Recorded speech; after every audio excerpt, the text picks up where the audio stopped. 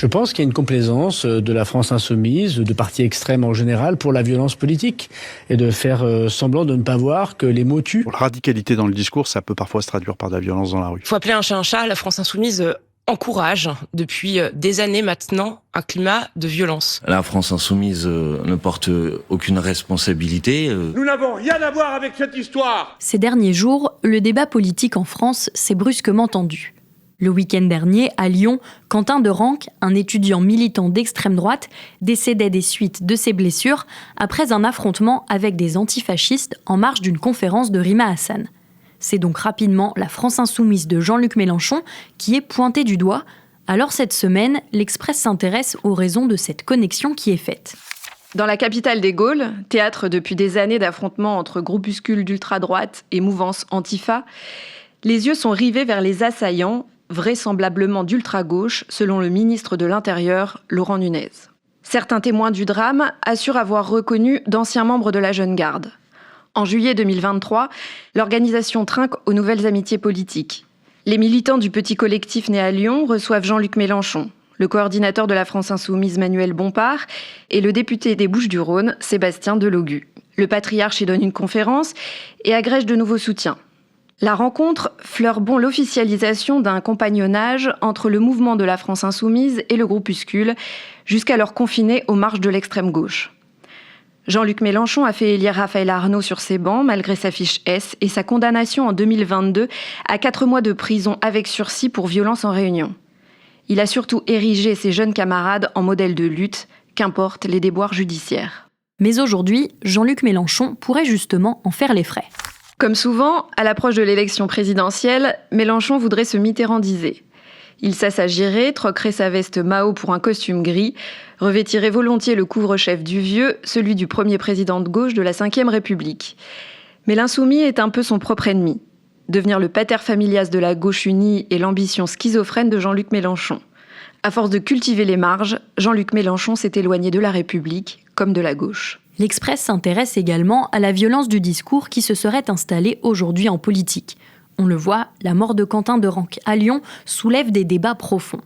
Dans le même temps, depuis une dizaine d'années, les rixes entre des organisations d'extrême droite et des groupes d'ultra-gauche se multiplient. Je suis Charlotte Baris et je vous propose de revenir sur ce qu'en disait l'Express il y a quelques années.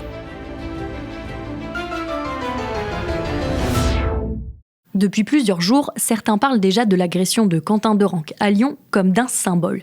C'est aussi le terme qui était utilisé au printemps 2013 après la mort de Clément Méric. Le jeune homme de 19 ans est un militant d'extrême gauche antifasciste. Le 5 juin, il retrouve des amis dans le 9e arrondissement de Paris. Ils veulent se rendre à une vente privée près de la boutique Citadium dans le quartier des Grands Magasins. Avant son arrivée, ses amis ont déjà pris à partie verbalement un groupe qu'ils identifient comme des nationalistes. Dans l'après-midi, les deux bandes vont aller se chercher et se provoquer, et pour certains, appeler du renfort. Les antifascistes attendent sur le parvis de l'église Saint-Louis-d'Antin. Les skinheads vont les rejoindre, une rixe éclate. Dans la bagarre, Clément Méric va recevoir plusieurs coups violents, notamment de la part de l'un des nationalistes. Le jeune homme s'effondre au sol, les militants d'extrême droite s'enfuient, laissant Clément Méric en état de mort cérébrale. C'était un jeune homme brillant intellectuellement et très engagé à gauche dans de multiples causes. Clément Méric, agressé hier en fin d'après-midi rue Caumartin à Paris, s'est éteint cet après-midi à la Salpêtrière. Les participants à l'affrontement sont rapidement identifiés. Les agresseurs seraient membres des JNR, les Jeunesses Nationalistes Révolutionnaires. Cette mouvance se réclame du nationalisme révolutionnaire, une tendance apparue après la Seconde Guerre mondiale, anticommuniste et anticapitaliste à la fois. Ces militants sont régulièrement mis en cause pour leur xénophobie. Cela reste un groupuscule comptant quelques centaines de personnes dans toute la France. Mais la crise économique est un terreau très favorable pour cette mouvance, notamment en raison de leur insistance sur l'anticapitalisme. À l'époque, le groupe des JNR revendique également sa proximité avec le Front National. Serge Ayoub, le leader des JNR, explique : le véritable vote utile, c'est le vote de la raison, et la raison pour les nationalistes et les patriotes que nous sommes, c'est de voter pour le candidat qui défend depuis toujours la France et les Français. C'est de voter Marine. La stratégie de banalisation du Front National voulue par Marine Le Pen, qui pousse hors du parti les plus radicaux, offre un terrain de recrutement pour les JNR. Pourtant, Marine Le Pen, comme son père d'ailleurs, cherche systématiquement à se démarquer de ces radicaux. La mort de Clément Méric choque donc profondément la France. De Manuel Valls, le ministre de l'Intérieur, à Jean-Luc Mélenchon, en passant par Jean-François Copé, le président de l'UMP, une grande majorité de la classe politique réagit pour condamner cette agression. Et on l'accuse de récupération 1 an avant les élections municipales de 2014. Aucun signe de cohésion républicaine. Rassemblés à 2 endroits différents dans Paris, la gauche et la droite ont préféré faire bande à part. Nathalie Kosciusko-Morizet, candidate UMP au municipal, n'a pas voulu se joindre au rassemblement de gauche, préférant se retrouver avec sa famille politique à Saint-Lazare, quartier où s'est produite l'agression. De leur côté, le parti de gauche et le PCF avaient appelé tous ceux qui étaient bouleversés par ce crime odieux à se retrouver à 18h30 place Saint-Michel à Paris. Le Parti socialiste s'est joint à cet hommage, avec notamment la présence d'Anne Hidalgo. Visiblement, Nathalie Kosciusko-Morizet et Anne Hidalgo, qui ont voulu rendre hommage à Clément Méric, n'étaient pas les bienvenus. C'est sous les cris de « Casse-toi » et « Dégage » que NKM est arrivé sur les lieux de l'agression du jeune homme rue Caumartin. Un homme, venu lui aussi rendre hommage, a lancé à la députée de l'Essonne « Il n'aurait pas voulu de vous ». Quant à Anne Hidalgo, elle a fait seulement une brève apparition.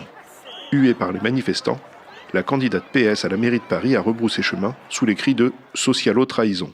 La classe politique va tout de même s'accorder sur un point. Plusieurs dirigeants, de gauche comme de droite, réclament l'interdiction des jeunesses nationalistes révolutionnaires. Mais la méthode interroge. Dissoudre les groupuscules d'extrême droite, fausse bonne idée ? En termes de communication politique, les autorités ont quasiment l'obligation de faire quelque chose, au-delà de l'enquête formelle. Car ce fait divers est devenu un symbole. Mais l'interdiction est uniquement dans les faits. La loi interdit leur reconstitution, mais ces groupuscules réémergent toujours sous une nouvelle forme, un nouveau nom. La dissolution ne change pas les idées et l'engagement de ses membres. Alors a-t-elle un autre intérêt que l'affichage politique ? Cette mesure s'accompagne systématiquement d'un contrôle accru de ses membres. Depuis quelques années, la Direction centrale du renseignement intérieur privilégie la surveillance des groupes islamistes au détriment de ceux d'extrême droite. Cela leur permet donc de réinvestir ces réseaux. La dissolution de 2 groupuscules d'extrême droite est finalement prononcée, et après plusieurs années d'instruction, les auteurs des coups ayant entraîné la mort de Clément Méric seront condamnés. Aujourd'hui, l'affaire reste, en France, un symbole de la violence de l'extrême droite.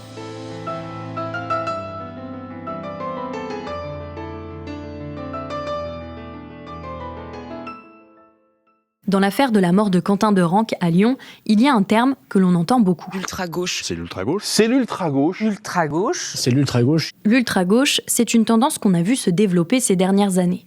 Dans les pages de l'Express, on peut lire dès mai 2008 une grande enquête à ce sujet. Les 2 juges antiterroristes ont été saisis d'un dossier concernant l'arrestation de 2 militants de l'ultra-gauche. Cette procédure souligne l'inquiétude de la ministre de l'Intérieur, Michèle Alliot-Marie, qui craint la renaissance en France de mouvements radicaux susceptibles de commettre des actes violents. 3 hommes avaient été arrêtés dans le Val-de-Marne en janvier par la brigade anticriminalité. Le coffre de leur véhicule contenait 2,4 kg de chlorate de soude, des clous et de l'allume-feu. De quoi confectionner un engin explosif efficace. Les jeunes gens se rendaient à une manifestation contre le centre de rétention administrative de Vincennes. Dans le courant de l'année 2007 et en 2008, plusieurs arrestations similaires sont menées, et elles semblent inquiéter. La Direction centrale des renseignements généraux a fait dresser par ses antennes régionales la liste des activistes violents liés aux mouvements radicaux, qu'on surnomme aussi les anarcho-autonomes. On dénombrerait plus d'1 millier de militants allant des antisécuritaires aux antimondialistes qui se mobilisent pêle-mêle contre les OGM, les réformes universitaires ou le système carcéral. Quelques dizaines d'entre eux seulement sont susceptibles, selon les RG, de passer à l'action violente ou de commettre des attentats. Mais la perte d'influence des partis traditionnels et la réaction de rejet suscitée dans ces milieux par l'élection de Nicolas Sarkozy augmentent le risque. Le retour d'une ultra-gauche radicale adepte de la guerre idéologique constitue un phénomène européen. Le phénomène prend de l'ampleur dans les manifestations qui vont ensuite traverser le pays. Dans les cortèges contre la loi travail en 2016 ou dans la ZAD de Notre-Dame-des-Landes jusqu'aux Gilets jaunes. On peut lire dans l'Express en 2020 « Cette idéologie se traduit par une confrontation qui se traduit par des destructions lors des manifestations de masse qui rassemblent des milliers de manifestants dans toute la France. L'ultra-gauche est une menace dominante dans le cadre de la manifestation, elle pollue l'expression démocratique du public. Elle transforme une mouvance pacifique en protestation violente et radicale. Les ultra-gauches se greffent en effet souvent à des manifestations d'ampleur nationale. » Mais les journalistes de l'époque nuancent. Si la menace de l'ultra-gauche existe aujourd'hui en France, elle n'est plus du niveau du groupe terroriste Action Directe, qui a sévi à partir de la fin des années 1970 et jusqu'à la fin des années 1980. Le groupe a plus de 80 attentats ou assassinats sur le territoire à son actif. Pour comparer à Action Directe, il manque des chefs charismatiques et de la production théorique. Cette mouvance est toujours dans les radars des renseignements et ne les a jamais quittés. En dehors de certains événements isolés, il n'y a pas tellement d'actions violentes et coordonnées menées hors des manifestations. Aujourd'hui, les mouvements sont donc surveillés. Mais la mort de Quentin Derenque à Lyon pourrait modifier la manière d'appréhender l'ultra-gauche. Tous les derniers articles de l'Express sur cette affaire sont donc à lire dans notre grand dossier, disponible en kiosque et sur le site l'express.fr. Vous pourrez aussi retrouver dans ce numéro une enquête sur les maires face au narcotrafic grandissant, ainsi qu'un reportage au cœur de la conférence de Munich sur la sécurité européenne. Merci à Anne Marion, notre documentaliste, pour ses recherches. Cet épisode a été réalisé par Jules Cros et je vous retrouve la semaine prochaine pour plonger à nouveau dans les archives de l'Express.